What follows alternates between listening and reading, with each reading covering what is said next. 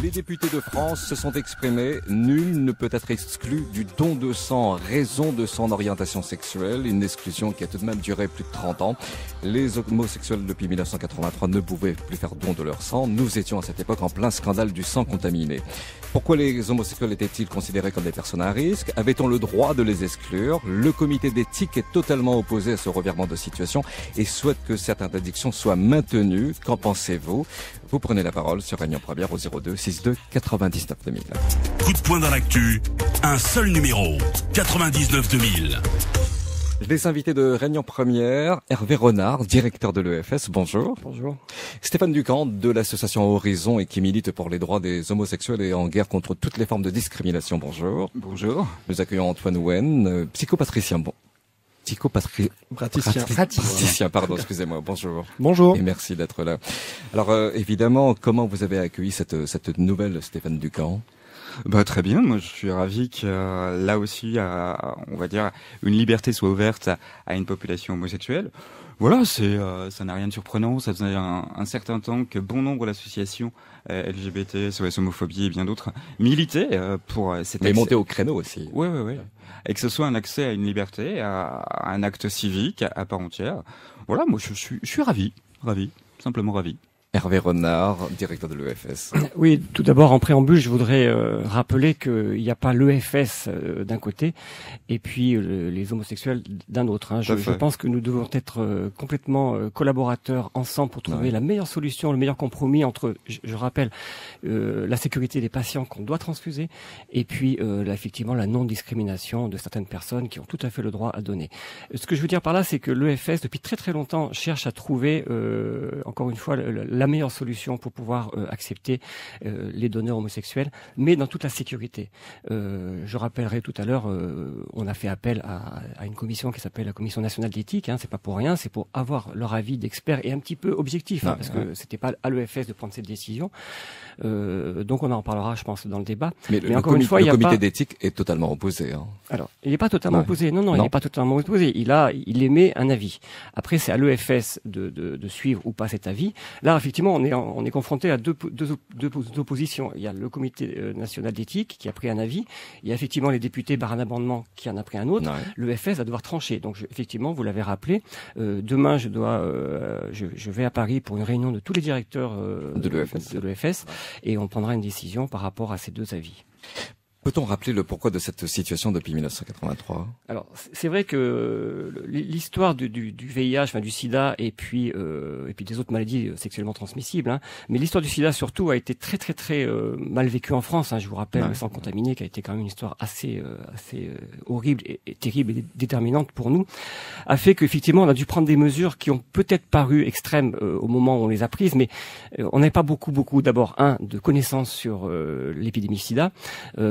Il a fallu prendre des décisions très rapides. Je vous rappelle qu'on a été les premiers et probablement les plus rapides à mettre en place dans les centres de transfusion le test de dépistage. Et peut-être qu'on a fait une erreur, par exemple. Depuis 1985. On l'a fait en 85. Mais on aurait peut-être dû mettre en place des centres de dépistage anonymes et gratuits avant de mettre les centres de dépistage dans les centres de transfusion. Parce que qu'est-ce qui s'est passé? Il s'est passé la chose suivante, c'est que beaucoup de gens qui avaient eu des facteurs de risque, de contamination VIH, et notamment les homosexuels, sont venus dans les centres de transfusion pour avoir un test. Et ça, c'est quelque chose qu'on a compris bien plus tard, malheureusement. Vous prenez la parole sur Réunion Première, 02 62 99 2000 et par SMS au 06 92 608 335. Antoine Ouen, psychopraticien, votre sentiment? Oui, bonjour. Effectivement, je pense qu'il s'agit d'une avancée en termes de liberté. Donc effectivement, et le fait de justement ne pas catégoriser en revenant sur la sécurité. Il y avait cette impression d'être privé de liberté depuis 1983. Oui, j'ai ce sentiment-là, ayant rencontré aussi des personnes homosexuelles. Effectivement, il y a une frustration liée au fait de ne pas pouvoir aider, notamment que c'est un enjeu quand même de santé publique, et que la France est en demande de don du sang. Hervé Renard. Oui, par contre, je rappelle, mais je crois que je suis en accord avec les gens de l'association de défense des homosexuels, le don du sang, c'est pas un droit. Il faut bien comprendre ça. C'est pas un droit pour remettre en place les libertés. C'est plutôt une forme de devoir d'assistance à une personne en danger, une personne qui a besoin de sang.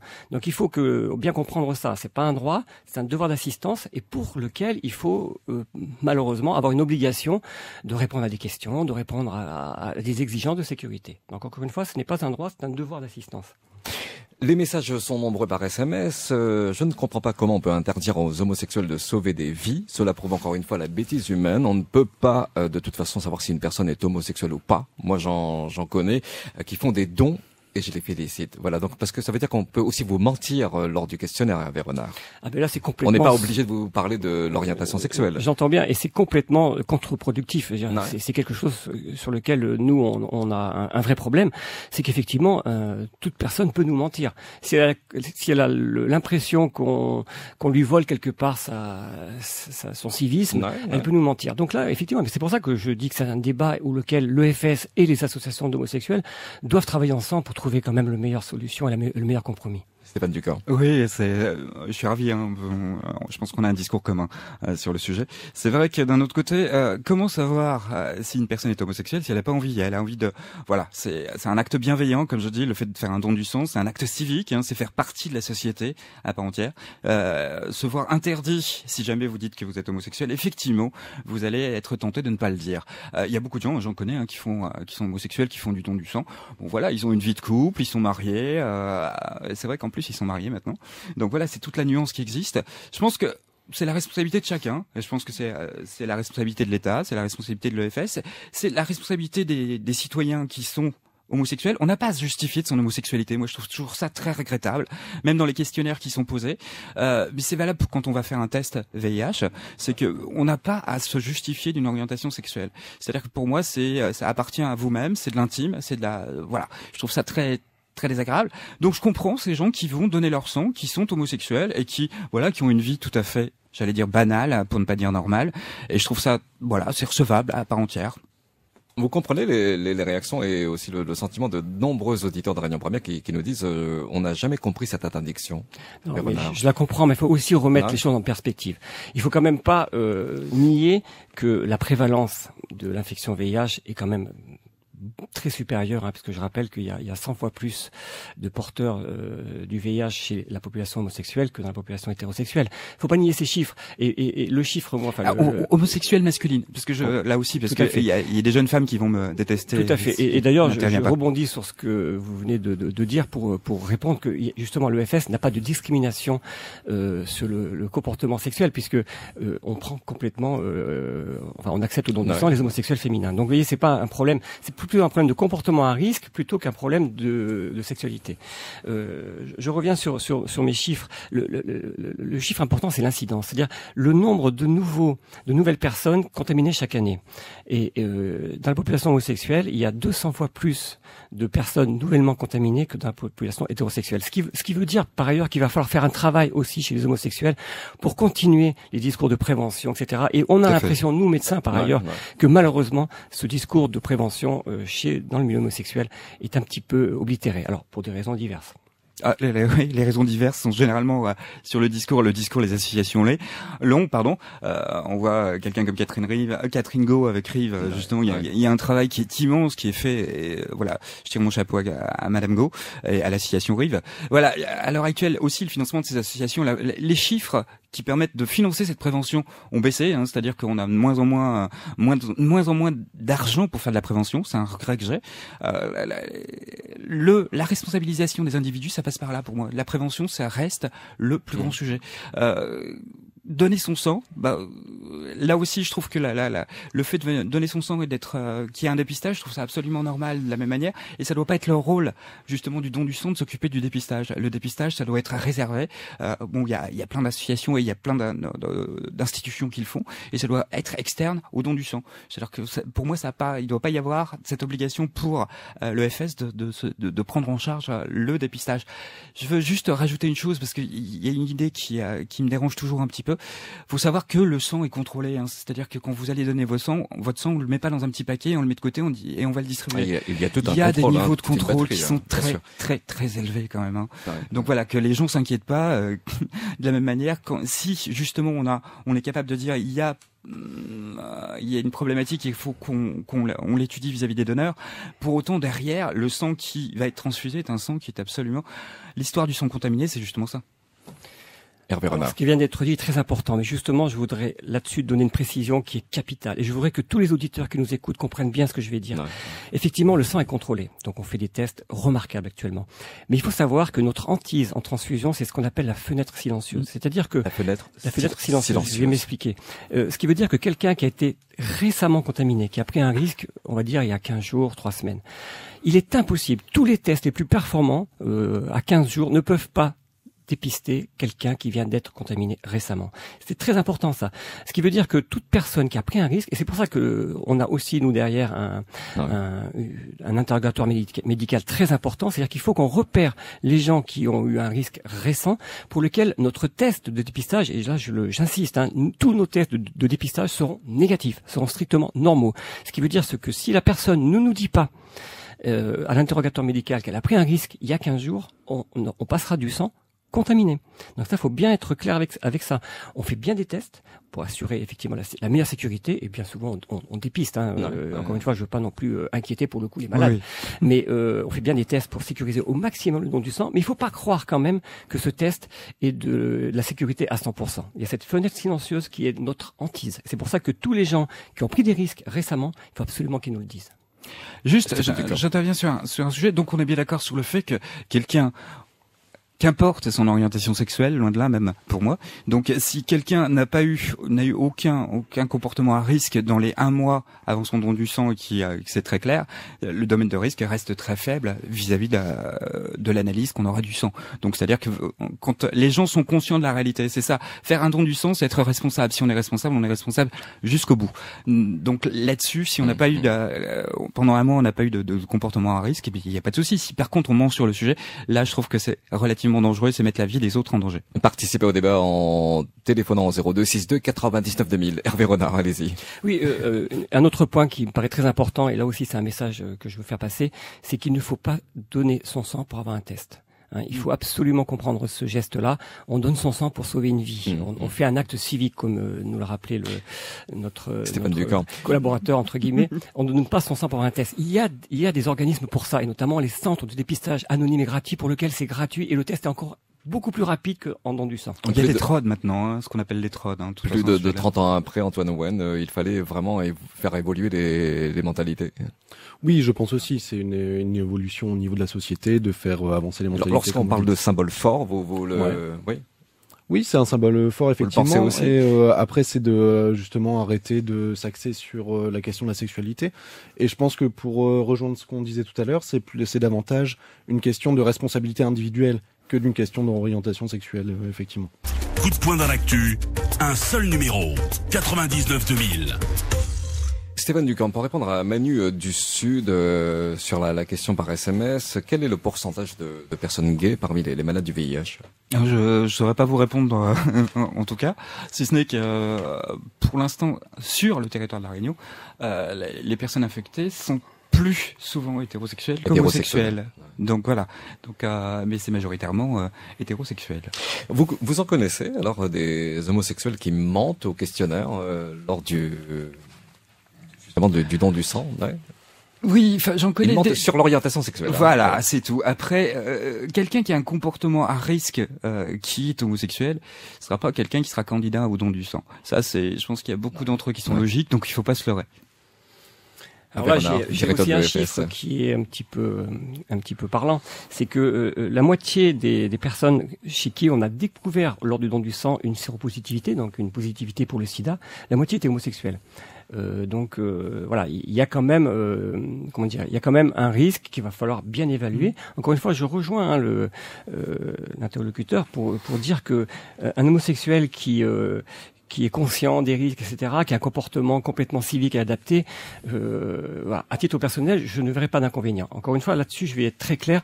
Je suis de l'EFS, et donc l'EFS va devoir se prononcer entre deux attitudes, celle du comité d'éthique et puis celle de l'amendement d'un député. Il va falloir qu'on se prononce. Je suivrai la ligne de l'EFS. On est 17 directeurs, on va demain discuter, je pense, ardemment sur ce sujet. Moi, je vais faire avancer mes idées. Il y a des directeurs de l'EFS qui sont contre, Et il y a des directeurs de l'EFS qui sont contre. Mais encore une fois, il y a des chiffres quand même qui nous interrogent sur la sécurité du don du sang. Encore une fois, je rejoins. C'est plutôt un comportement à risque. Il va falloir bien faire comprendre aux homosexuels plus que l'orientation sexuelle. C'est ça qui est important. Que disent les associations de malades? Alors voilà, il n'y a pas que des associations de malades. Il y a Aide qui, par exemple, se pose des questions. Je veux dire, il n'y a pas d'avis tranché. Il y a certaines associations. Alors, je vais reparler des malades. L'association française des hémophiles est complètement contre. Elle préférait qu'on garde la contre-indication pour les homosexuels. Aide est un peu plus tranchée, c'est-à-dire qu'Aide dit, encore une fois, presque ce n'est pas un droit. Encore une fois, c'est un devoir, et donc il faut analyser le pour et le contre de cette histoire-là. Les professionnels de santé, puisque 2/3 des professionnels de santé sont aussi contre la levée de l'interdiction. Donc, vous voyez, par contre l'opinion générale, l'opinion publique générale, elle est plutôt favorable. Donc, vous voyez, c'est un débat que je trouve moi intéressant et qu'il faut faire progresser. Ce que je veux dire par là, c'est que l'EFS, elle est complètement dans l'approche de faire un débat, avoir quelques études, et notamment, je rappellerai qu'il y a des pays, parce qu'on n'en a pas parlé, mais il y a des pays qui acceptent les homosexuels, notamment l'Angleterre, et nous, on attend fortement les résultats des analyses sur ces pays-là pour que, si jamais il est prouvé que prenant les homosexuels, il n'y a pas plus de facteurs de risque de contamination, on changera complètement notre point de vue. Mais pour l'instant, encore une fois, l'EFS va décider d'une ligne, et moi, en tant que directeur de l'EFS de la Réunion, je suivrai cette ligne. Alors demain, c'est une réunion importante en métropole à Paris. Donc là, vous allez discuter, vous allez mettre le sujet sur la table, et ensuite ensuite, on prendra notre décision. Vous allez prendre la décision. Bien sûr. Et ce serait applicable à partir de... Alors ça, c'est c'est toujours un petit peu complexe, parce que après il faut que ça passe au niveau de la loi. Enfin, c'est des choses un petit peu plus compliquées. La loi, vous savez, elle est toujours un petit peu longue à être appliquée. Mais déjà, si l'EFS suit ce que le député a proposé comme amendement, après ça ira beaucoup plus vite. Je rappelle aussi que tous les ministres de la santé, à chaque fois qu'ils arrivent au ministère, ils sont pour la levée de l'interdiction. Puis après, ils reculent un petit peu. Donc là, peut-être que si l'EFS va dans ce sens-là, si peut-être aussi que le comité d'éthique va pouvoir revoir certaines de ses positions. Stéphane Ducamp. Oui, de toute façon, moi je reste d'accord avec Monsieur. Vous souhaitez que cela aille vite, très très vite? Ça changera pas grand-chose. On a attendu. Je pense qu'il faut pas se presser. Moi, je reste et je suis d'accord sur le fait que quand on instaure un débat, que ce débat est bien posé pour l'instant. Je trouve qu'il n'y a pas d'adversité profonde. On reste dans un débat intelligent. Il ne faut pas rentrer dans la polémique. Voilà, c'est moi ça. Ce que je souhaite, et c'est là-dessus que j'insiste, c'est qu'on arrive justement à des gens responsables quand ils font un don du sang. C'est valable pour les hétérosexuels, dans le sens où je trompe ma femme, mais je fais quand même un don du sang alors que j'ai trompé ma femme sans rapport protégé. Je trouve pas ça très honnête de la même manière. Je maintiens moi sur le fait qu'il y a un certain sens des responsabilités dans la population homosexuelle à ce sujet-là. Donc voilà, ça n'empêche pas que ça reste, je le pense, je le considère, une population à risque dans le sens où on sait très bien que l'un des vecteurs, le vecteur masculin en l'occurrence, est un vecteur bien plus fort sur la transmission du VIH. Donc voilà, mais là aussi ça reste d'abord une réflexion de société, ça reste une réflexion, une responsabilisation de l'individu au sein de la société, qu'il soit homosexuel ou hétérosexuel, avant tout quand il fait un don du sang. Si le sang est contrôlé, beaucoup nous disent, dans ces cas-là, pourquoi les homosexuels étaient-ils considérés comme des personnes à risque, Antoine Owen? Je pense que c'est lié aussi aux stéréotypes et aux préjugés. Si le sang est vérifié, s'il y a un bilan qui est fait, alors pourquoi les homosexuels étaient-ils considérés comme des personnes à risque? Ça fait partie des idées reçues, je pense, liées à la population homosexuelle. Comme les Haïtiens et comme les héroïnomanes. À une époque, ça a été le grand drame. Il y a eu 3 catégories de population qui ont été considérées comme vecteurs principaux, comme à l'origine de cette maladie. Les Haïtiens, les héroïnomanes. Ils étaient montrés du doigt. Voilà, c'était un peu le problème. On s'est aperçu après que c'était pas si simple que ça. Hervé Renard. Ceci étant dit, encore une fois, je rappelle l'incidence. C'est-à-dire l'incidence, c'est le nombre de nouvelles personnes contaminées. Elle est quand même prépondérante, plus importante chez les homosexuels que chez les hétérosexuels.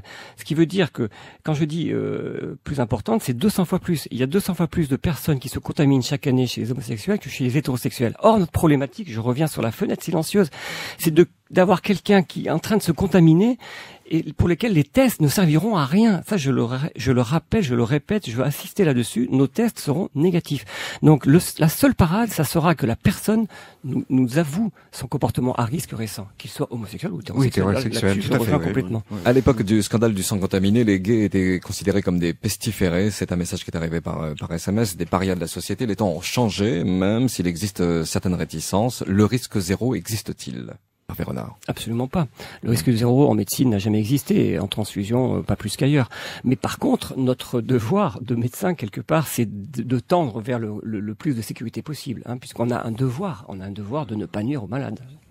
Stéphane Ducamp, l'association Horizon que vous représentez donc a pour but de promouvoir cette lutte contre les discriminations de genre et d'orientation sexuelle, tout en sensibilisant à toutes les formes d'exclusion. Oui, c'est récent, cette association. C'est très récent, on est tout jeune. C'est un collectif. Notre but, c'est qu'on n'est pas communautariste de la même manière. C'est pas spécifique aux homosexuels, aux transidentitaires. On a un président qui est transidentitaire, je sais très bien. Notre but, c'est de lutter contre la discrimination. Donner l'accès. C'est aussi dans une société qui vibre beaucoup à l'heure actuelle, qui vibre beaucoup sur ses libertés. C'est là aussi de promouvoir l'égalité de droit dans notre société, de défendre les démunis, de défendre les exclus, voilà, c'est un petit peu l'objectif qu'on s'est donné dans un collectif d'idées et de réflexion. La parole se libère depuis que vous êtes au courant de cette levée d'interdiction. Donc vous en parlez avec vos amis par exemple, et ils vous disent quoi? Alors, je vais faire une réflexion. Le don de sang, alors, c'est très secondaire par rapport au mariage pour tous. Voilà, c'est-à-dire que le don du sang c'est très important, mais la plus grosse avancée, soit dit entre nous, depuis le retrait des maladies mentales, et je le maintiens ça aussi, en 92 en France pour les homosexuels. Avant le don du sang, il y avait d'autres problèmes quand même. Moi j'avais 29 ans, j'étais considéré comme un malade mental dans ma génération. C'est-à-dire que de la même manière, le regard de la médecine en France en général a changé sur l'homosexualité. Avant, c'était quand même quelque chose de pénalisant, c'est-à-dire qu'on montrait plus facilement du doigt. Il y a encore des gens dans le milieu médical et paramédical qui, voilà, vous êtes homosexuel, c'est un peu plus compliqué. Là aussi, il y a des gens qui ont la trouille d'aller chez le médecin, des choses comme ça. Pourquoi? Parce que justement, il y a encore ces mentalités à faire évoluer dans les professions de santé. Ça reste très clair. J'ai l'histoire, pour citer une anecdote, d'une personne qui s'est retrouvée après une dépression nerveuse, après avoir perdu son conjoint, qui s'est retrouvé justement dans une clinique dont je ne citerai pas le nom, où des personnels soignants se sont refusés à participer, aux soins parce qu'il était homosexuel. Et je trouve ça absolument regrettable. Et c'est là aussi où il y a des évolutions qui doivent être faites. Voilà, c'est donc le but, c'est de combattre pour ça et pour essayer de faire rentrer. L'homosexualité, c'est pas du tout une maladie, c'est quelque chose d'intime, de privé, ça ne regarde personne. Je suis vraiment désolé. Pour moi, que ce soit l'homosexualité ou tout comportement, toute conviction, etc. Moi, là-dessus, il y a la sphère privée et je désire, même quand je vais faire un test VIH, moi, qu'on me demande pas si je suis hétérosexuel ou homosexuel. La démarche, elle compte et là, elle est importante de la même manière, mais que l'intime, ça reste de l'ordre du privé pour une personne. Vous parliez tout à l'heure d'une personne sous dépression. Alors il y a un message de Jean-Michel Delouest qui nous dit: qu'en est-il pour les donneurs qui sont soignés pour dépression? Hervé Renard, directeur de l'EFS, peuvent-ils donner leur sang et serait-ce une catégorie à risque? Là, on va rentrer dans le vaste débat de toutes les contre-indications qu'on peut avoir sur la population. Mais là, sur ceux qui sont soignés pour dépression. Sur une dépression, encore une fois, il y a deux choses, il y a deux versants.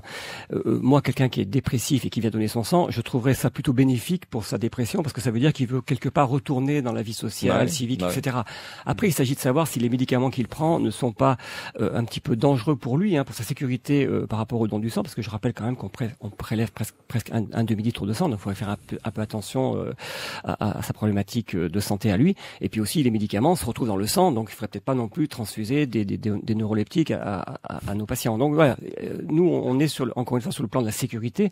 Lorsqu'on contre-indique une personne, c'est pas par plaisir. Je veux dire que nous, notre but, et c'est pour ça que je rejoins complètement ce qui vient d'être dit, notre but, c'est que le plus de personnes possibles donnent leur sang, parce que je viens souvent dans cette radio pour pouvoir justement aller dans ce sens-là, mais pas au détriment de la sécurité. C'est ça vraiment qui est important. Autre message, il y a autant d'irresponsabilité des deux côtés, tant chez les homosexuels que chez les hétérosexuels. Tout est une question de point de vue ou de parti pris. Ce qui prouve que les homosexuels sont des gens normaux, après tout. C'est-à-dire qu'ils ont le même comportement aussi stupide, ça leur arrive, que les hétérosexuels. Voilà, c'est pour ça qu'il faut éviter de penser en termes d'orientation sexuelle. Moi, je trouve ça absolument regrettable. Oui, je crois que peut-être le débat, et j'espère que le débat arrivera là, mais encore une fois, je ne peux pas préjuger de la position que prendra l'EFS. Encore une fois, je suis de l'EFS et donc je suivrai la ligne. Mais c'est vrai que peut-être que la solution qu'on trouvera, c'est plutôt d'aller sur le comportement, encore une fois, à risque, plutôt que sur l'orientation sexuelle. Et que si, effectivement, un homosexuel nous dit qu'il a des rapports complètement fidèles avec un partenaire depuis très longtemps, voilà, il s'agira de se dire, ben voilà, c'est une personne comme toute autre personne. Point. Coup de poing dans l'actu, un seul numéro. 02 62 99 2000. Okay. Hervé Renard, et le fait que l'EFS a besoin de sang, et merci d'être là aussi pour en parler à chaque fois que nous vous appelons, la population homosexuelle pourrait vous aider face à cette pénurie. Complètement, je veux dire que, encore une fois, on n'est pas opposés les uns les autres. Je veux dire, on va dans le même sens, c'est d'arriver à l'autosuffisance maximale pour les besoins des malades. Mais encore une fois, avec toute la sécurité qui doit être derrière. On a raison de rappeler aussi qu'il n'y a pas que les homosexuels que nous avons contre-indiqués, il y a aussi donc les gens qui ont été transfusés. Ce que je veux dire par là, c'est que l'EFS est en train de travailler depuis quelques mois sur revoir l'interrogatoire, le questionnaire, les contre-indications. Alors certaines contre-indications que nous sommes en train de revoir, c'est effectivement la contre-indication des homosexuels, parce qu'on voudrait vraiment faire passer cette contre-indication d'un groupe à risque en une contre-indication d'un comportement à risque, ce qui est complètement différent. Là, il n'y a plus d'orientation sexuelle, il y a un comportement à risque sexuel, qu'il soit chez les hétéros ou chez les homosexuels. Il y a les transfusés, donc on va peut-être revoir aussi la contre-indication chez les transfusés, parce que je rappelle que toute personne qui a reçu du sang n'a plus le droit définitivement d'en donner. Donc là aussi, on est en train de revoir cette histoire-là. Il y a aussi les gens qui ont fait des séjours en Angleterre. Ceux qui ont voyagé aussi dans des pays, oui. Non, mais j'en reparlerai de ça. Mais ceux qui ont voyagé en Angleterre et qui ont été exposés à la vache folle, alors qu'on sait maintenant qu'il y a pratiquement aucun risque de transmettre le prion, enfin l'agent de la vache folle par transfusion. Donc voilà, il y a quelques contre-indications qu'on va revoir. Il y en a d'autres qu'on ne reverra pas. Vous parlez des voyages, le paludisme est une réalité.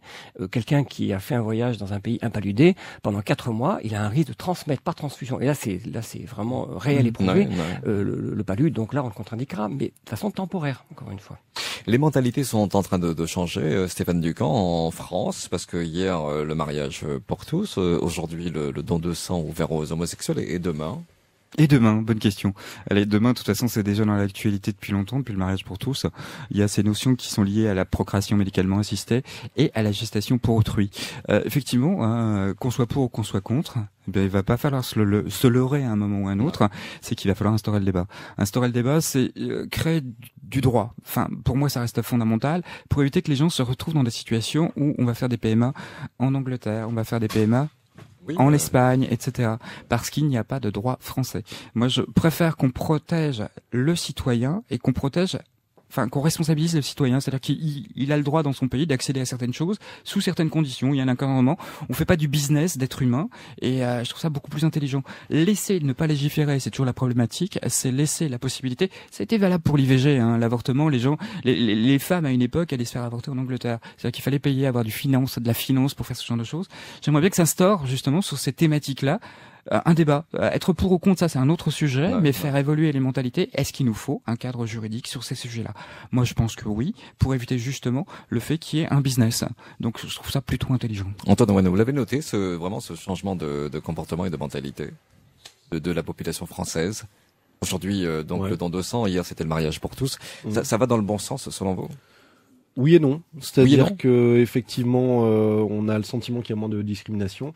Mais après, il faut rappeler aussi que quand on est dans un mouvement de crise économique, il y a ce qu'on appelle un rejet des minorités sociales. C'est-à-dire qu'on va aller vers le stéréotype et vers la discrimination. On va trouver des boucs émissaires en fait, qui vont être la cause de tous les problèmes économiques. Donc voilà. Et ce serait la population, par exemple, la population homosexuelle, ce serait la. Oui, voilà. J'allais dire une connerie qui est très très très con. Mais je trouve que les musulmans ont bien pris la place à l'heure actuelle. C'est-à-dire que la situation générale fait que la bête noire, c'est plus vraiment les homosexuels. Il y a d'autres préoccupations dans notre société. C'est vraiment il y a sur un focus sur les musulmans. Et je trouve ça très gênant. Voilà, mais je suis d'accord avec Antoine sur le sujet. C'est le fait qu'on est dans une crise et il faut des boucs émissaires. Voilà. Hervé Renard. Moi, je suis assez craintif parce que je vois monter des extrémismes et sur tous les sujets et notamment sur l'homophobie. Et là, le FS aussi est très attentive à ne pas participer à cette montée de l'homophobie parce qu'ils attendent que ça. Hein. Et nous, une des craintes que l'on a par rapport au risque infectieux, c'est que si jamais par malheur, un malade recevait du sang issu d'un donneur homosexuel et que ce malade soit contaminé, ça sera une levée de l'homophobie qui sera redoutable. Donc moi, j'ai très peur de cette montée actuelle des extrémistes. C'est pour ça qu'il faut vraiment débattre entre personnes intelligentes pour trouver le meilleur équilibre possible entre prendre des gens qui veulent effectivement faire un acte civique, mais faire attention que la sécurité derrière soit toujours assurée. Ouais. Marie qui nous dit je trouve anormal cette discrimination suite à l'orientation sexuelle. Je pense que les hétérosexuels eux aussi prennent des risques. Oui, mais de toute façon, mais je trouve que on peut pas s'axer sur ce débat-là. Moi, j'ai un mal fou à mettre les hétéros d'un côté. Je comprends entièrement. Si ce n'est qu'on est dans l'émotion quand on parle comme ça. Moi, j'aime bien ce que vous dites au niveau de l'EFS, c'est-à-dire que le but, c'est de tenir compte, si jamais il arrivait un accident, des conséquences de cet accident. C'est, pour moi déjà, de la part de l'EFS, une réflexion absolument positive vis-à-vis de la population et non pas communauté homosexuelle pour moi, dans le sens où justement c'est d'éviter que demain on enflamme l'homophobie encore une fois. Et pour rebondir là-dessus, je rappelle que l'interrogatoire médical pose d'énormes questions, beaucoup de questions aux hétérosexuels. Et ceux qui ont pris ces questions, alors, et ceux qui ont pris des risques, les hétérosexuels qui ont pris des risques, on les contre-indique. Alors, on les contre-indique de façon temporaire pendant 4 mois. Mais c'est ce qu'on peut-être souhaiterait aboutir sur les homosexuels, c'est de dire on arrête de parler d'homosexualité, on parle de comportement à risque. Et quand on aura eu un comportement à risque, on sera contre-indiqué temporairement. Et quand pendant un certain temps, on n'aura plus de comportement à risque, on sera repris au don du sang. La proposition qui a été faite, je crois, vis-à-vis des homosexuels, c'était 12 mois. C'est ça. Ouais, c'est ça. Alors moi, je trouve qu'il serait quand même décent de faire 4 mois pour tout le monde, dans le sens où bon, on connaît la capacité des tests de 4e génération à l'heure actuelle. Donc voilà. Donc 4 mois, c'est bien parce que la fenêtre dont vous parliez, elle est passée. Donc je pense que c'est essentiel. Tout à fait. Il y a même une proposition faite par la commission d'éthique, qui est, je trouve, assez intelligente aussi. C'est lorsqu'on a un doute par rapport à un comportement à risque d'une personne, quelle qu'elle soit pour le coup, on pourrait prendre son sang et la reconvoquer dans 15 jours, 3 semaines pour refaire un test. Et là, on sécuriserait complètement le don qu'il aurait fait 15 jours ou 3 semaines auparavant. Antoine Owen, vous en pensez quoi de ce questionnaire qui est fait donc avant de faire le don de sang? Est-ce qu'il faut revoir selon vous ce questionnaire? Le revoir en se focalisant sur les comportements à risque et non plus sur l'homosexualité ou non, parce que comme on le sait, il y a des hétérosexuels qui vont avoir des rapports avec des hommes aussi à côté, etc. Donc voilà, c'est vraiment de revoir le questionnaire et oui, je pense que de toute façon l'essentiel c'est de sécuriser au maximum les dons du sang, quoi. Toutes les précautions sont prises, Hervé Renard. Encore une fois, toutes les précautions sont prises. Nous, on a 2 éthiques. On a l'éthique de la qualité des soins envers nos malades. C'est notre première éthique. Et puis la deuxième éthique, là je rejoins, c'est le caractère proportionné des contre-indications. Il faut qu'on soit proportionné. Il ne faut pas qu'on soit dans l'extrême contre-indication pour avoir une sécurité infinitésimale. Il faut vraiment qu'on soit proportionné. Mais encore une fois, si effectivement quelqu'un a pris un risque, il faut accepter qu'il soit contre-indiqué. C'est d'ailleurs, ça fait partie du devoir d'assistance. On a pris un risque, pendant un certain temps, il faut accepter d'être contre-indiqué. Mais quelle que soit la personne qui vient nous voir, que ce soit un patient qui a fait un voyage, un patient qui a un traitement, ou un donneur qui a pris un risque sexuel. Alors pour l'instant le débat est divisé parce que les députés ont adopté l'amendement contre l'exclusion des homosexuels au geste qui sauve la vie, mais en revanche le conseil d'éthique est pour l'instant contre. Alors qu'est-ce qui va se passer ? Alors, je dirais pas qu'il est contre. Il est contre de l'appliquer immédiatement. Lui, le comité national d'éthique, patienter. Il voudrait qu'on fasse des études complémentaires. Il voudrait notamment qu'on attende ces fameux pays, les analyses des fameux pays qui ont accepté les homosexuels pendant, et puis peut-être après prendre une décision. Nous on est entre les deux, c'est-à-dire que on écoute quand même parce que on a demandé au conseil d'éthique parce que pour nous c'était quand même un conseil objectif avec des gens qui étaient à la fois des infectiologues, des gens qui étaient de la société civile, probablement des représentants des associations. Enfin, il y avait quand même pas mal de personnes qui ont émis un avis. Donc là, nous, on est entre un avis émis par ce conseil d'éthique et puis un amendement pris à l'Assemblée nationale. Donc, il va falloir qu'on tranche. Oui, Stéphane Ducamp, vous pensez avoir suffisamment patienté? Quand il s'agit de vie humaine, moi je suis toujours favorable à la patience. De la même manière, j'allais dire, on n'est pas à 6 mois à dire. pour moi que cette liberté soit ouverte, tant mieux. De la même manière, je suis content que la députée y ait réfléchi. Après, pour des raisons, qui sont logiques pour moi, que ce soit que ça attende 6 mois, que ça attende plus longtemps, c'est pas très grave, mais que ce soit fait en toute intelligence et que on arrive à satisfaire. Et je vais quand même rester sur un sujet. Ce qui va prévaloir, c'est quand même la santé du transfusé. Donc, je vais pas être égoïste. J'ai beau être homosexuel, je rêve de donner mon sang. Allez, mais pour autant, mon objectif, et je vais pas oublier mon objectif, c'est vis-à-vis de donner mon sang vis-à-vis de quelqu'un. C'est pas du tout pour moi me satisfaire d'une liberté. Donc, on a le temps, de la même manière, j'allais dire comme ça. Si le tout, c'est qu'on arrive à une situation qui soit dans l'entendement pour et dans le but et dans l'objectif que la santé des transfusés soit quand même la première préoccupation. Après, justement, qu'on arrive à ce que la population homosexuelle ne soit plus considérée comme homosexuelle dans le questionnaire et que voilà, on dise est-ce que vous avez eu un comportement à risque ou vous ne l'avez pas eu et que ça se limite à ça et qu'il y ait des données de ce type. Moi, ça me va très bien. C'est une belle évolution de toute façon. Et c'est un bon débat. Stéphane Ducante de l'association Horizon, Antoine Ouen, psychopraticien, et Hervé Ron.